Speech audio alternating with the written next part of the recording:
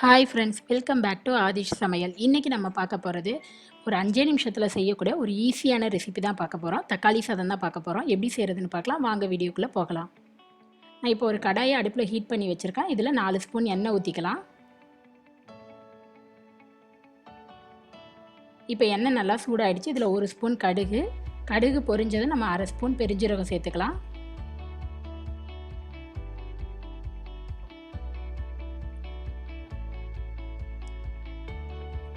இப்போ பெருஞ்சீரகம் நல்லா பொரிஞ்சிருச்சு. இதோட கருவேப்பிலை சேர்த்துக்கலாம். இதோட நான் 3 மீடியம் சைஸ் வெங்காயத்தை கட் பண்ணி வச்சுருக்கேன். அதையும் சேர்த்து வதக்கிக்கலாம்.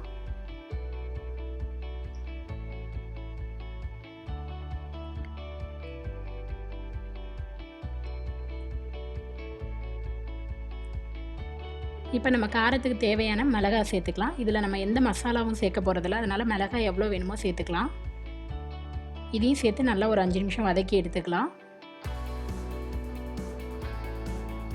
நம்ம வெங்காயம் நல்லா வதங்கிடுச்சு. இப்போ தக்காளி சேர்த்துக்கலாம். ஒரு 5 தக்காளியை நான் கட் பண்ணி வச்சுருக்கேன். அதையும் சேர்த்து நல்லா வதக்கிக்கலாம்.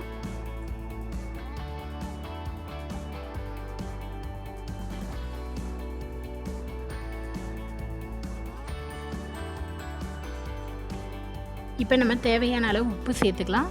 ரைஸ்க்கு இந்த கிரேவிக்கு தேவையான அளவு உப்பு சேர்த்துக்கலாம். நம்ம இதோட 1 ஸ்பூன் மஞ்சள் தூள் சேர்த்து நல்லா மிக்ஸ் பண்ணி விட்டுக்கலாம். இப்போ வெங்காயம் தக்காளி ஒரு 5 நிமிஷம் வதங்கட்டும். நம்ம அதுக்கப்புறம் பார்க்கலாம்.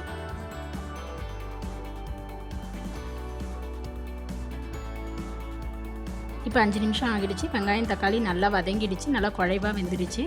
அவ்வளோதான். இப்போ கடைசியாக நம்ம கொத்தமல்லி தவையை தூவி விட்டு நல்லா மிக்ஸ் பண்ணி விட்டுக்கலாம்.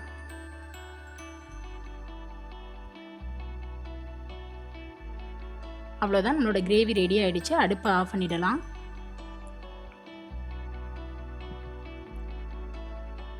இப்போ நான் இதில் வேக வச்ச ரைஸ் சேர்த்துருக்குறேன். அதையும் சேர்த்து விட்டு நல்லா மிக்ஸ் பண்ணி விட்டுக்கலாம்.